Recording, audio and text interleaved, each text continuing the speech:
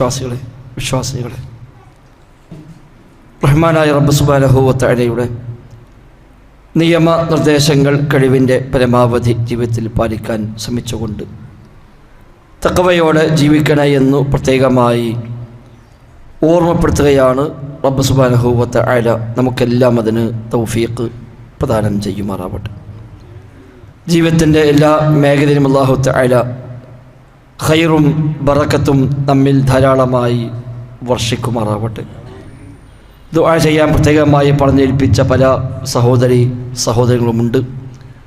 റബ്ബ് സുബ്ഹാനഹു വ തആല അവർക്കെല്ലാം ആശ്വാസവും അവൻ്റെ റഹ്മത്തുമെല്ലാം ചൊരിഞ്ഞ് നൽകുമാറാവട്ടെ. ഈ കഴിഞ്ഞ ദിവസങ്ങളിലായി നമ്മിൽ നിന്ന് മരണപ്പെട്ടു പോയ പല സഹോദരങ്ങളുമുണ്ട്. റബ്ബ് സുബ്ഹാനഹു വ തആല അവർക്കെല്ലാം മഗ്ഫിറത്തും റഹ്മത്തും നൽകി അനുഗ്രഹിക്കുമാറാവട്ടെ. മഴയില്ലാതെ പ്രയാസപ്പെടുന്ന ഈ ഒരു സാഹചര്യത്തിൽ അല്ലാഹു തആല അവൻ്റെ റഹ്മത്തായ കാരുണ്യമായ മഴ നൽകി നമ്മയെല്ലാം അനുഗ്രഹിക്കുമാറാവട്ടെ. രാജ്യത്ത് ഒരു വലിയ തിരഞ്ഞെടുപ്പിൻ്റെ വക്കിലാണ് ഉള്ളത്. നമ്മുടെ നാടിൻ്റെ നിർഭയത്വവും സമാധാനാന്തരീക്ഷവും നിലനിർത്താൻ ആവശ്യമായ എല്ലാ സാഹചര്യങ്ങളെയും അല്ലാഹു തആല നമുക്ക് നൽകി നമ്മുടെ നാടിനെ സംരക്ഷിക്കുമാറാവട്ടെ. വിശുദ്ധ ഖുർആൻ സൂറത്ത് തൂറിലെ 21-ാമത്തെ വചനമാണ് ഓതി വെച്ചത്. പൊതുവെ ഒരു വെക്കേഷൻ സമയത്താണ് നമ്മുടെ മക്കളൊക്കെ ഉള്ളത്. സ്കൂളുകളും മറ്റു വിദ്യാഭ്യാസ സ്ഥാപനങ്ങളുമൊക്കെ അവധിയായി ഒഴിവുള്ള ഒരു സമയത്താണ് നമ്മൾ. യഥാർത്ഥത്തിൽ ഒഴിവ് എന്നത് പ്രത്യേകമായ നിഅമത്താണ് എന്ന് ഹദീസുകൾ നമ്മെ അറിയിക്കുന്നുണ്ട്. നിഅമതാനി മഗ്ബൂനും ഫീഹിമാ കസീറും മിനന്നാസ്. നബി തങ്ങൾ പറഞ്ഞു, രണ്ട് അനുഗ്രഹങ്ങൾ അധികം ആളുകളും വഞ്ചനയിൽ പെട്ടുപോകുന്ന രണ്ട് നിഅമത്താണത്. അതിൽ ഒന്ന് ഒഴിവ് സമയമാണ്, മറ്റൊന്ന് ആരോഗ്യമാണ് എന്നാണ്. അതോടൊപ്പം മക്കളുടെ വിദ്യാഭ്യാസ രംഗത്ത് പുതിയ പല കോഴ്സുകളും പുതിയ സ്ഥാപനങ്ങളുമൊക്കെ അന്വേഷിക്കുകയും അഡ്മിഷൻ എടുക്കുകയും ഒക്കെ ചെയ്യുന്ന സന്ദർഭം കൂടിയാണ്. ചെറിയ പ്രായം മുതൽ 2-3 വയസ്സ് മുതൽ ഇന്ന് ഔദ്യോഗികമായ വിദ്യാഭ്യാസം നൽകി തുടങ്ങുന്നു നമ്മളൊക്കെ.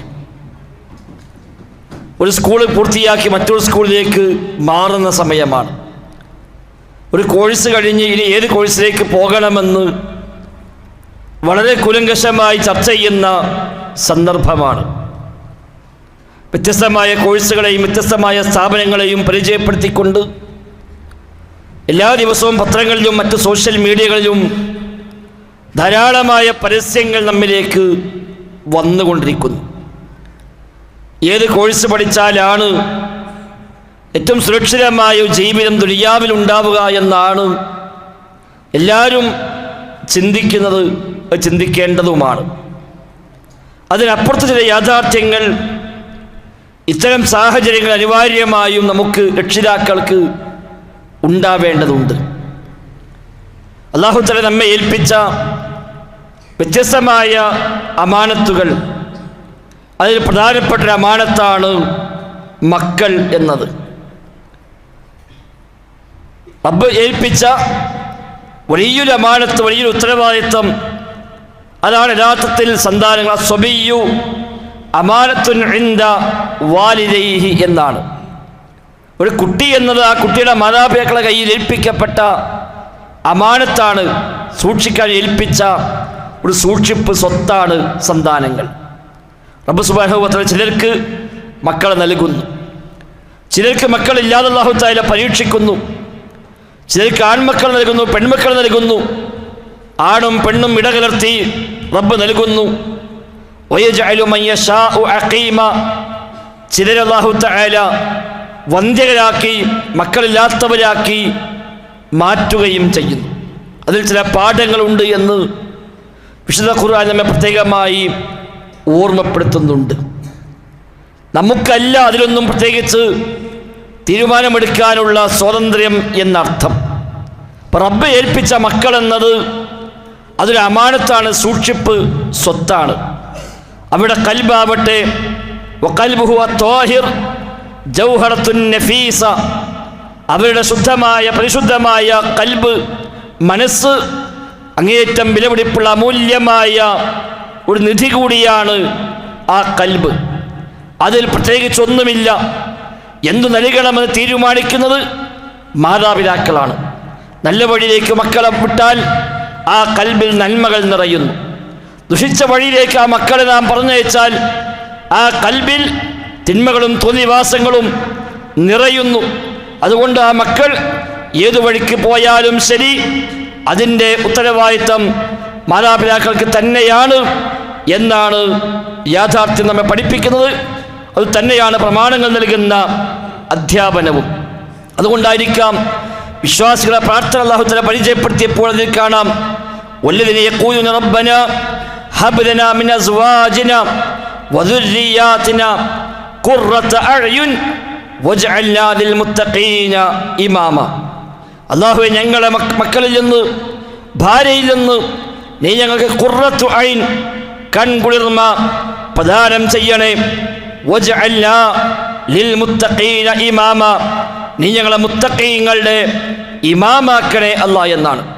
മുത്തഖീങ്ങളെ നേതാക്കന്മാരാക്കി, മുത്തഖീങ്ങൾക്ക് മുമ്പിൽ നിൽക്കാവുന്നവരാക്കി, മുത്തഖീങ്ങളെ ഇമാമീങ്ങളാക്കി എന്നെയും എൻ്റെ മക്കളെയും നീ മാറ്റണേ എന്ന് പ്രാർത്ഥിക്കുന്നവനാണ് ശരിയായ വിശ്വാസി എന്നാണ് വിശുദ്ധ ഖുർആൻ സൂറത്തുൽ ഫുർഖാനിലൂടെ പരിചയപ്പെടുത്തിയത്. ഒരു മുഅ്മിന് ഏറ്റവും വലിയ ഖുർറത്തു അയ്ൻ, ഏറ്റവും വലിയ കൺകുളിർമ സ്വാലിഹായ സന്താനങ്ങൾ തന്നെയാണ്. തൻ്റെ മക്കൾ സ്വാലിഹായി വളരുക, തൻ്റെ മക്കൾ റബ്ബിനെ ഭയപ്പെടുക, തൻ്റെ മക്കൾ ഈമാൻ്റെ വഴിയിൽ ഉണ്ടാവുക, അവർ സ്വർഗാവകാശികളായി മാറുക. അതിനേക്കാളും വലിയ കൺകുളിർമ ഒരു വിശ്വാസിക്ക് മറ്റെന്താണ് യഥാർത്ഥത്തിൽ ഉള്ളത്? ആ രംഗത്ത് വരുന്ന വീഴ്ചകളാണ് പലപ്പോഴും മക്കൾ നട്ടക്കാരായി മാറാൻ നിമിത്തമായി മാറാറുമുള്ളത്.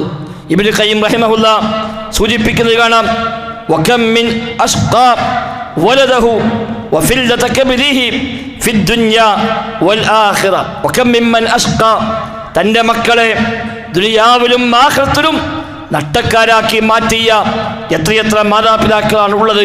ബി ഇഹ്മാലിഹി വതർകി തഅദീബിഹി, ആ മക്കളെ വേണ്ടത്ര ശ്രദ്ധിക്കാത്തത് കൊണ്ട്, ആവശ്യമായ അദബുകൾ മക്കൾക്ക് നൽകാത്തത് കൊണ്ട്, അവൻ തിന്മയിൽ സഹായിച്ചത് കൊണ്ട്, അവന് ജീവിതത്തിൽ അടുക്കും ചിട്ടയും നൽകാത്തത് കൊണ്ട് ആ മക്കളെ ദുനിയാവിലും നഷ്ടപ്പെട്ടു, ആഖിറത്തും നഷ്ടപ്പെട്ടു.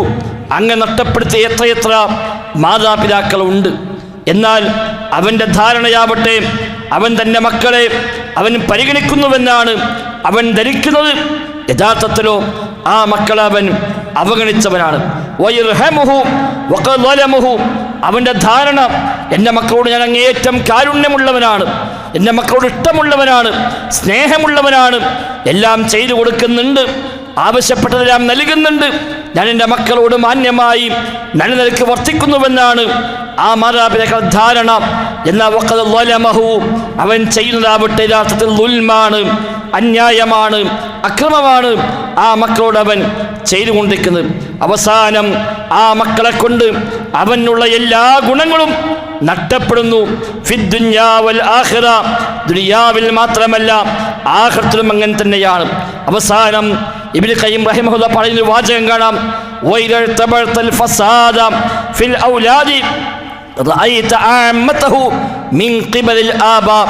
ഏതൊക്കെ മക്കൾ നാശമായി പോകുന്നുണ്ടോ അതെല്ലാം പരിശോധിച്ചാൽ നിനക്ക് കാണാൻ കഴിയുക അതെല്ലാം കാരണക്കാർ പിതാക്കന്മാരാണ്, മാതാപിതാക്കളാണ് എന്ന് കാണാനാകുമെന്നാണ് ഇബ്നു ഖയ്യിം റഹിമഹുല്ലാ പ്രത്യേകമായും ഓർമ്മപ്പെടുത്തുന്നത്. നമ്മൾ അല്ലാഹു തആല ഏൽപ്പിച്ചത് തന്നെയാണല്ലോ, ഖു അൻഫുസകും വഅഹ്ലീകും നാറ, നിങ്ങൾ സ്വന്തം ശരീരത്തെ നിങ്ങൾ നരകത്തിൽ നിന്ന് കാക്കണേ. അതുമാത്രമല്ല വഅഹ്ലീകും, നിങ്ങളുടെ കുടുംബത്തെയും നരകാഗ്നിയിൽ നിന്ന് നിങ്ങൾ കാത്തുകൊള്ളണേ. വഖൂദുഹന്നാസു വൽ ഹിജാറ, ആ നരകത്തിൻ്റെ ഇന്ധനം ജനങ്ങളാണ്. വൽ ഹിജാറ, കല്ലുകളാണ്. അലൈഹാ മലായികത്തുൻ ഗിലാദുൻ ശിദാദ്, ലാ യഅസുനല്ലാഹ മാ അമറഹും വയഫ്അലൂന മാ യുഅ്മറൂൻ. കഠിനന്മാരായ മലക്കുകളാണ് ആ നരകത്തിന്റെ കാവൽക്കാരായിട്ടുള്ളത്. റഹ്മാനായ റബ്ബിന്റെ കൽപ്പന അപ്പടി ശിരസാവഹിക്കുന്ന, എതിര് പ്രവർത്തിക്കാത്ത, പറഞ്ഞതെല്ലാം പ്രാവർത്തികമാക്കുന്ന മലക്കുകളാണ് നരകത്തിന്റെ കാവൽക്കാർ. ആ കാവൽക്കാരുള്ള നരകം അതിൽ ഇന്ധനമാകട്ടെ, വഖൂദ് ഇന്ധനമാകട്ടെ മനുഷ്യരും കല്ലുകളുമാണ്. ആ നരകാഗ്നിയിൽ നിന്ന് നിങ്ങളെ സ്വന്തത്തെ നിങ്ങൾ കാക്കണേ. അതുമാത്രം പോരാ, ഖൂ അൻഫുസകും വഅഹ്ലീകും, നിങ്ങളെ കുടുംബത്തെ കൂടി നിങ്ങൾ സംരക്ഷിക്കണേ. അഥവാ ഭാര്യമാരെ, മക്കളെ കൂടി ആ നരകത്തിന്റെ വഴിയിൽ നിന്ന് നിങ്ങൾ കാത്തുകൊള്ളണേ എന്ന് റബ്ബ് സുബ്ഹാനഹു വ തആല വിശുദ്ധ ഖുർആനിൽ പ്രത്യേകമായി നമ്മെ ഓർമ്മപ്പെടുത്തുന്നുണ്ട്. സൂചിപ്പിക്കുന്നത് ഇത്തരം വെക്കേഷനുകൾ നമ്മുടെ മക്കൾക്ക് നഷ്ടപ്പെട്ടു പോയ ചില ദീനിയായ പാഠങ്ങളെ പകർന്നു കൊടുക്കാൻ കൂടി വിനിയോഗിക്കാൻ പറ്റും. എന്നും അവർക്ക് പഠനമാണ്, തിരക്കാണ്, പരീക്ഷയാണ്. ചില കോഴ്സിൽ ചേർന്നാൽ പിന്നെ നിസ്കരിക്കാൻ പോലും സമയമില്ല, ജുമുഅ പോലുമില്ല.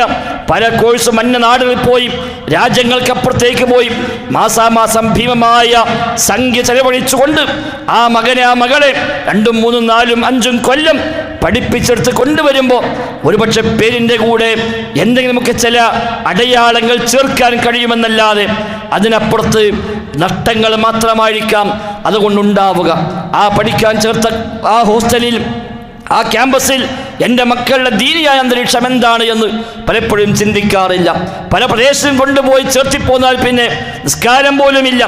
ആണും പെണ്ണും ഒന്നാകെ കൂത്താടി എല്ലാ സംസ്കാരവും തകർന്നടിഞ്ഞ് അവസാനം ഒരു വലിയ സർട്ടിഫിക്കറ്റും വാങ്ങിപ്പോന്നത് കൊണ്ട് മാത്രം എന്തു നേടുമെന്നാണ് നമ്മളൊക്കെ വിചാരിക്കുന്നത്.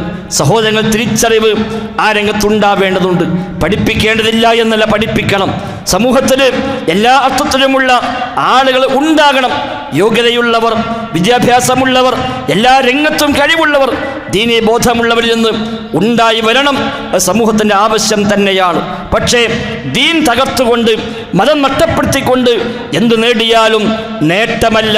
ഇബ്നു ഖയ്യിം റഹിമഹുല്ലാഹ് പറഞ്ഞതുപോലെ ഇവന്റെ ധാരണ മക്കളോട് കാരുണ്യം കാണിച്ചുവെന്നാണ്. യഥാർത്ഥത്തിലോ വഖദ് ളലമഹു, അവൻ ചെയ്ത ദുൽമാണ് എന്നാണ്. അല്ലാഹ് നമ്മളെ ഏൽപ്പിച്ച പരിശുദ്ധരായ ഈ മക്കളെ, ഒന്നുമറിയാത്ത ശുദ്ധമായ ഖൽബിന്റെ ഉടമകളായ ആ മക്കളെ ഏതു വഴിക്ക് വിടണമെന്ന് നമ്മുടെ അല്ലാഹു തആല ഏൽപ്പിച്ചിട്ട് അതൊന്നും പരിഗണിക്കാതെ ഭൗതികമായ കാര്യങ്ങളെ മാത്രം നോക്കി ആ വഴിക്ക് മാത്രം വിട്ട് അവസാനം ദുനിയാവും നഷ്ടമായി പരലോകവും നഷ്ടമായി എന്ന് പറയുന്ന ഒരവസ്ഥയിലേക്ക് ഉണ്ടായിക്കൂടാ. ഒന്നാമതായി വിശ്വാസരംഗത്ത് മക്കൾക്ക് കൃത്യമായ സംരക്ഷണം നാം നൽകേണ്ടതുണ്ട്. തൗഹീദിന്റെ കാര്യത്തിൽ കണിശമായ അധ്യാപനം ചെറിയ പ്രായം മുതൽ നൽകേണ്ടതുണ്ട്. വിശുദ്ധ ഖുർആൻ പരിചയപ്പെടുത്തിയ മാതൃകാ പിതാവാണ് ലുഖ്മാൻ അലൈഹിസ്സലാത്തു വസ്സലാം. ആ ലുഖ്മാൻ അലൈഹിസ്സലാത്തു വസ്സലാമിന്റെ ഉപദേശങ്ങളെ അല്ലാഹ് പരിചയപ്പെടുത്തുമ്പോൾ ഒന്നാമത്തെ ഉപദേശം അതാണല്ലോ, യാ ബുനയ്യ ലാ തുശ്രിക് ബില്ലാഹ് ഇന്ന ശിർക ലദുൽമുൻ അളീം. മോനെ, നീ അല്ലാഹുവിൽ പങ്കു ചേർക്കാൻ പാടില്ല, നീ ശിർക്ക് ചെയ്യാൻ പാടില്ല. തീർച്ചയായും ശിർക്ക് വമ്പിച്ച അപരാധമാണ്. ലദുൽമുൻ അളീം, വലിയ ദുൽമാണ് ശിർക്ക് എന്ന് ഉപദേശിക്കുന്ന മകൻ ബാപ്പയെ അല്ലാഹു തആല വിശുദ്ധ ഖുർആനിൽ പരിചയപ്പെടുത്തുന്നുണ്ട്. അത് അള്ളാഹിനോടുള്ള ബാധ്യത, റബ്ബിനോടുള്ള കടപ്പാടുകളെ മക്കൾക്ക് ചെറിയ പ്രായം മുതൽ പകർന്നു കൊടുക്കേണ്ടതുണ്ട് എന്നർത്ഥം. വലിയ വലിയ പ്രായമായിട്ട് പിന്നെ എൻ്റെ മകൻ പറഞ്ഞു കേൾക്കുന്നില്ല, നിസ്കരിക്കുന്നില്ല, നിങ്ങളൊന്ന് ഉപദേശിക്കുമോ എന്നും ചോദിച്ച മക്കളെയും കൂട്ടി വരാൻ സമയം ചോദിക്കുന്ന പല രക്ഷിതാക്കളുമുണ്ട്. ആ ഉപദേശം കൊണ്ട് കാര്യമില്ല എന്നർത്ഥം.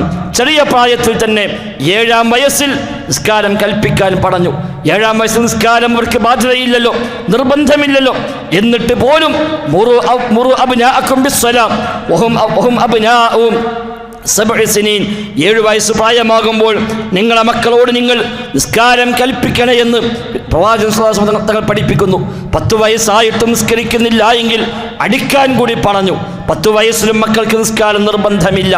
എന്നിട്ട് പോലും ആ നിർബന്ധമില്ലാത്ത കാര്യത്തിൽ എന്തിനാണ് 10-ാം വയസ്സിൽ അടിക്കാൻ പറഞ്ഞത്?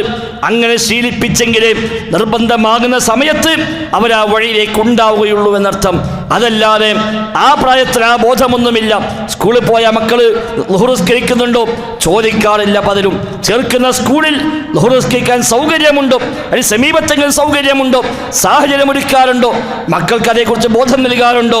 അതൊന്നും ആലോചിക്കാതെ കേവലം ഗ്രേഡുകളും A+ നോക്കി നിലവാരം നോക്കി മാത്രം സ്ഥാപനം തിരഞ്ഞെടുക്കുമ്പോൾ നട്ടം ദുനിയാവിൽ മാത്രമല്ല പരലോകത്ത് കൂടിയാകുമെന്നുള്ളത് നാം ഓർക്കേണ്ടതുണ്ട്. അതേപോലെ മാതാപിതാക്കളെ കാര്യത്തിൽ പ്രത്യേകമായ ശിക്ഷണം ചെറിയ പ്രായം മുതൽ നൽകേണ്ടതുണ്ട്. ലുഖ്മാൻ സ്വല്ലല്ലാഹു അലൈഹി വസല്ലം രണ്ടാമത്തെ ഉപദേശം അതാണല്ലോ, വസ്വൈനൽ ഇൻസാന ബിവാലിദൈഹി. മാതാപിതാക്കളെ കാര്യത്തിലുള്ള വസയ്യത്തുകളെ പ്രത്യേകമായി ഓർമ്മപ്പെടുത്തി ചെറിയ പ്രായത്തിലെ ഉമ്മയെക്കുറിച്ച് വാപ്പയെക്കുറിച്ച് ആ മക്കൾക്ക് ബോധമുണ്ടാവേണ്ടതുണ്ട്. ആ സംസ്കാരം പകർന്നു നൽകേണ്ടതുണ്ട്. അതല്ലാതെ പ്രായമായതിനു ശേഷം മക്കൾ പരിഗണിക്കുന്നില്ല, തിരിഞ്ഞു നോക്കുന്നില്ല, ശ്രദ്ധിക്കുന്നില്ല, ഞാൻ കഷ്ടപ്പെട്ട വളർത്തിയത് എന്ന ആവരാതി കൊണ്ട് മാത്രം പ്രത്യേകിച്ച് കാര്യമുണ്ടാവില്ല എന്ന് നാം തിരിച്ചറിയേണ്ടതുണ്ട്. അല്ലാഹ് കാണുന്നുവെന്ന, അള്ളാഹു നിരീക്ഷിക്കുന്നുവെന്ന ആ ബോധം മക്കൾക്കുണ്ടാക്കി കൊടുക്കണം. വിശിഷ്യ ഇന്നത്തെ കാലഘട്ടങ്ങളിൽ മക്കൾ ഇടപെടുന്ന സാഹചര്യങ്ങൾ അങ്ങനെയാണ്. മൊബൈൽ ഫോണും സോഷ്യൽ മീഡിയയും ഒരുപക്ഷെ നമുക്ക് പോലും പിടുത്തം കിട്ടാത്ത തരത്തിലാണ് മക്കൾക്ക് കൈകളിൽ അവയെല്ലാം ലഭ്യമായിരിക്കുന്നത്. റബ്ബിനെ പേടിക്കുകയല്ലാതെ വേറെ വഴിയൊന്നുമില്ല. ലുഖ്മാൻ സ്വല്ലല്ലാഹു അലൈഹി വസല്ലമിന്റെ ഉപദേശങ്ങൾ പ്രധാനപ്പെട്ട ഒന്നതാണല്ലോ, യാ ബുനയ്യ ഇന്നഹാ ഇൻ തകു മിസ്ഖാല ഹബ്ബത്തിൻ മിൻ ഖർദൽ ഫതകും ഫീ സഖറ ഔ ഫിസ് സമാവാതി ഔ ഫിൽ അർളി യഅതി ബിഹല്ലാഹ് ഇന്നല്ലാഹ ലതീഫുൻ ഖബീർ. മോനെ, നീ ചെയ്യുന്ന കാര്യം എത്ര സൂക്ഷ്മമാണെങ്കിലും ശരി, എത്ര ചെറിയ കാര്യമാവട്ടെ, ഒരു കടകമണിയോളം ചെറിയ കാര്യമാണ് നീ ചെയ്യുന്നതെങ്കിലും ഫതകും ഫീ സഖറ, ഏതെങ്കിലും പാറക്കുള്ളിൽ ചെന്നാണ് നീ ചെയ്യുന്നത്, ഔ ഫിസ് സമാവാതി, അല്ലെങ്കിൽ ആകാശലോകത്താണ് നീ ചെയ്യുന്നത്, ഔ ഫിൽ അർളി, അല്ലെങ്കിൽ ഭൂമിയുടെ ഏതെങ്കിലും ഒരു ഉള്ളിൽ ചെന്നൊരു കോണിൽ ചെന്നുകൊണ്ടാണ് നീ ചെയ്യുന്നത്. ഒരാളും കാണുന്നില്ല, ഒരാളും അറിയുന്നില്ല, നോക്കാൻ ആരുമില്ല, നിരീക്ഷിക്കാൻ ആരുമില്ല, എന്നാലും ശരി യഅതി ബിഹല്ലാഹ്, മോനെ അല്ലാഹു തആല അതെല്ലാം പുറത്തേക്ക് കൊണ്ടുവരും. അല്ലാഹു ലത്തീഫാണ്, അവൻ ഖബീറാണ് എന്ന ബോധം പകർന്നു നൽകിയ പിതാവിനെ അല്ലാഹു തആല മാതൃകയായി നമുക്ക് സൂറത്തുൽ ഖുർആനിൽ പരിചയപ്പെടുത്തി. നമ്മുടെ മക്കൾക്ക് ആ ബോധം നൽകാൻ കഴിയണം. ആരും നോക്കാനില്ലെങ്കിലും ശ്രദ്ധിക്കാൻ ആരുമില്ലെങ്കിലും ഒരാളും കാണാത്തതാണെങ്കിലും മോനെ അല്ല കാണുന്നുണ്ട്, റബ്ബെല്ലാം അറിയുന്നുണ്ട്, അല്ല ലത്തീഫാണ്, അല്ല ഖബീറാണ്, അല്ല ഹക്കീമാണ്, അല്ല സമീആണ്, അല്ല ബസീറാണ്, എല്ലാം കേൾക്കുന്നവനാണ്, എല്ലാം കാണുന്നവനാണ്, സൂക്ഷ്മജ്ഞാനിയാണ്, നിഗൂഢമായ രഹസ്യങ്ങളെ പോലും അറിയുന്നവനാണ്, അഗാധജ്ഞനാണ് എന്ന ആ ബോധം മക്കൾക്ക് ചെറുപ്പത്തിലെ ഉണ്ടാക്കി കൊടുക്കണം. അതൊക്കെ മാതാപിതാക്കളുടെ ബാധ്യതയായി തന്നെയാണ് പഠിപ്പിക്കുന്നത്. എത്രത്തോളം വെച്ചാൽ സ്വഭാവ സംസ്കാരത്തിൽ പോലും ആ മാതാപിതാക്കളുടെ ഇടപെടൽ വേണമെന്നാണല്ലോ സൂറത്തുൽ ഖുർആനിലെ ഉപദേശങ്ങൾ നമുക്ക് കാണുന്നത്. ആ വാപ്പാൻ ഉപദേശങ്ങളിൽ നമുക്കറിയാവുന്ന വചനമാണ്, വലാ തുസഇർ ഖദ്ദക ലിന്നാസി വലാ തംശി ഫിൽ അർളി മറഹ. മോനെ, ജനങ്ങൾക്ക് നേരെ നീ കവിള് കോട്ടാൻ പാടില്ല. പുച്ഛത്തോടെ അഹങ്കാരത്തോടെ ഒരാളെയും വകവെക്കാതെ എല്ലാവർക്കും മുന്നിലും മുഖം ചൊളിക്കുന്ന സ്വഭാവം ഉണ്ടാകാൻ പാടില്ല മോനെ. നീ നാട്ടിലൂടെ ഭൂമിയിലൂടെ അഹങ്കാരത്തോടെ നടക്കാൻ പാടില്ല മോനെ. അഹങ്കാരികളെ അല്ലാഹു ഇഷ്ടപ്പെടുക ഇല്ല എന്നാണ്. എൻ്റെ നടത്തം പോലും മിതമായിട്ടാവണം. വഖ്സുദ് ഫീ മശ്രിക വഗ്ളുദ് മിൻ സൗതിക ഇൻ അൻകൽ അസ്വാതി ലസൗത്തുൽ ഹമീർ. മോനെ, നിന്റെ നടത്തം പോലും ഒരു മാന്യമായ നടത്തമാകണം. ചവിട്ടി മരിച്ച് ആരെയും വകവെക്കാത്ത നടത്തമല്ല മോനെ നീ നടക്കേണ്ടത്. ശബ്ദം നീ മിതമായ ശബ്ദമാക്കണം. ഭയങ്കര ശബ്ദകോലാഹലമായി എല്ലാവർക്കും നേരെയും കൊടിച്ചു ചാടുന്ന, ഉമ്മയെയും ബാപ്പയെയും വകവെക്കാത്ത, ആരോടും ഒച്ചയിട്ട് സംസാരിക്കുന്ന ആ സംസാരം അല്ല മോനെ നിനക്ക് വേണ്ടത്. കാരണം ഇന്ന അൻകൽ അസ്വാതി ലസൗത്തുൽ ഹമീർ, വലിയ ശബ്ദമെന്നത്, വെറുപ്പുണ്ടാക്കുന്ന ശബ്ദമെന്നത് കഴുതയുടെ ശബ്ദമാണ് മോനെ. ആ ശബ്ദമല്ല വേണ്ടത്.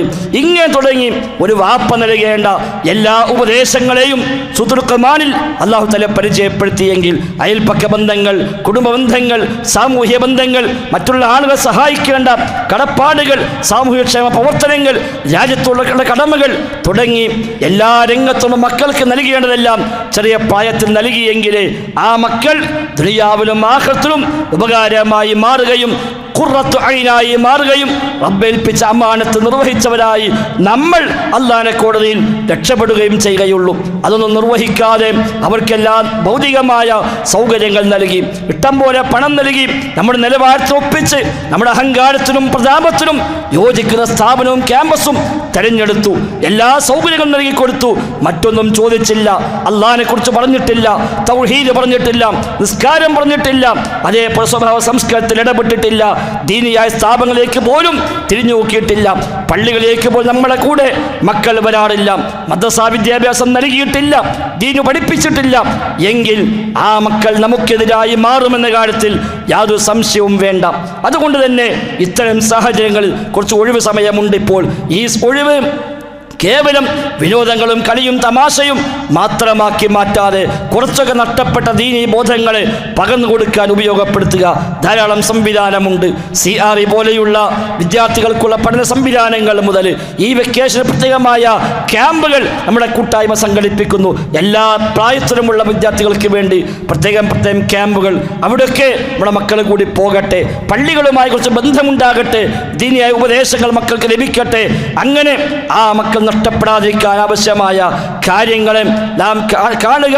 ഒരു നിലക്കും ദീൻ സംരക്ഷിക്കാൻ പറ്റാത്ത ക്യാമ്പസ് ആണെങ്കിൽ അത്തരം ക്യാമ്പസുകൾ വേണ്ടാതെ തീരുമാനിക്കുക. ഒരു പക്ഷേ സെലക്ട് ചെയ്ത കോഴ്സിന് അത്തരം ക്യാമ്പസ് ലഭ്യമുള്ളൂ എങ്കിൽ വേണ്ട, ആ കോഴ്സ് മാറ്റിപ്പിടിക്കാം. ആ കോഴ്സ് പൂർത്തിയായെങ്കിൽ എല്ലാം ആകൂ എന്ന് വിചാരിക്കേണ്ട. വർഷങ്ങൾ പഠിച്ച് ലക്ഷങ്ങൾ ചെലവഴിച്ച് അവസാനം സർട്ടിഫിക്കറ്റ് വാങ്ങും മുമ്പ് ആ മകൻ ഈ ലോകത്തോട് വിട പറഞ്ഞാൽ എന്തു നേടാനാണ് നമുക്ക് സാധിക്കുക? അതുകൊണ്ട് എൻ്റെ മകൻ്റെ ദീന് നഷ്ടമാകുന്നൊരു കോഴ്സും ക്യാമ്പസും ആവശ്യമില്ല. അത് സംരക്ഷിക്കുന്നിടത്ത് മാത്രമേ അവൻ പഠിക്കേണ്ടതുള്ളൂ. ഒരു പക്ഷെ വിചാരിച്ച കോഴ്സിന് ചേർക്കാൻ പറ്റില്ലായിരിക്കാം, തിരഞ്ഞെടുത്ത സ്ഥാപനം നമുക്ക് അനുയോജ്യമല്ലായിരിക്കാം. അവിടേക്ക് ശ്രദ്ധ ഉണ്ടാവണം. വിശിഷ്യ പെൺകുട്ടികളുടെ കാര്യത്തിൽ ഏതെങ്കിലും അന്യ നാട്ടിൽ പോയി ഒരു ശ്രദ്ധയുമില്ലാത്ത ഏതെങ്കിലും അന്യ സംസ്ഥാനങ്ങൾ, അന്യ രാജ്യങ്ങളിൽ പോലും അവർക്ക് പോയി താമസിക്കുന്ന, വർഷങ്ങളോളം യാതൊരു ശ്രദ്ധയുമില്ലാതെ അവിടെ കഴിഞ്ഞുകൂടി തിരിച്ചു പോരുമ്പോൾ ഒന്നുമില്ലാത്തവരായി, നമ്മുടെ കൂടി പരലോകം നഷ്ടമാകുന്ന, നമ്മുടെ കൂടി സ്വർഗം നഷ്ടപ്പെടുന്നവരായി ആ മക്കളെ കൊണ്ട് മാറുമെന്നത് നാം ഗൗരവമായി കാണണം. അല്ലാഹു തആല നമ്മെ എല്ലാം കാത്തുരക്ഷിക്കുമാറാവട്ടെ. ആമീൻ.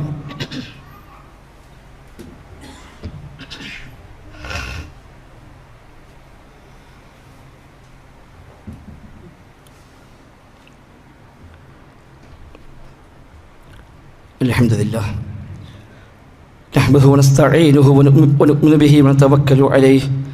اللهم صل على محمد وعلى آل محمد كما صليت على إبراهيم وعلى آل إبراهيم إنك حميد مجيد.